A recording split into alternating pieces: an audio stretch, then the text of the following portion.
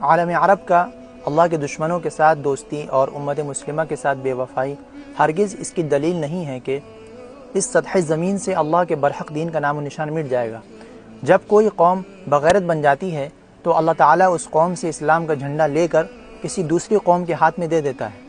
عرب کے لیے یہی فضیلت کافی تھی کہ محمد عربی صلی اللہ علیہ وسلم انہی میں سے آئے، لیکن ساتھ ہی اللہ نے سورہ محمد میں دھمکی بھی دی، وَإِن يَسْتَبْدِلْ قَوْمًا غَيْرَكُمْ ثُمَّ لَا يَكُونُوا أَمْثَالَكُمْ، اگر تم نے اللہ کی اتاری ہوئی شریعت سے منہ پھیر لیا تو پھر میں قوم کو تبدیل کر کے کسی اور قوم کے ہاتھ میں اسلام کا جھنڈا دے دوں گا، پھر وہ تمہارے جیسے ہرگز نہیں ہوں گے۔ اللہ کی سنت ہے کہ جب اپنے غیور دین کے مطابق کوئی قوم غیرت مند نہیں رہتی اور بغیرت بن جاتی ہے تو پھر اللہ قوم کو تبدیل کر کے اسلام کی سربلندی کسی دوسری قوم کے لوگوں سے لے لیتا ہے۔ اللہ ہرگز اس قوم کا محتاج نہیں کسی خاص قوم اسلام کے سربلندی کا کام لے، اور یہ اللہ کی سنت ہے۔ سورہ فتح میں اللہ نے ارشاد فرمایا،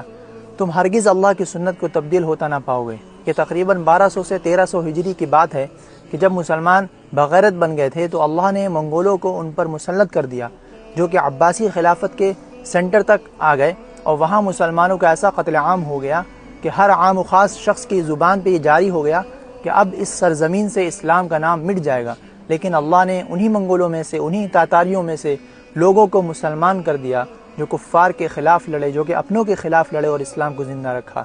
واللہ اعلم بالصواب۔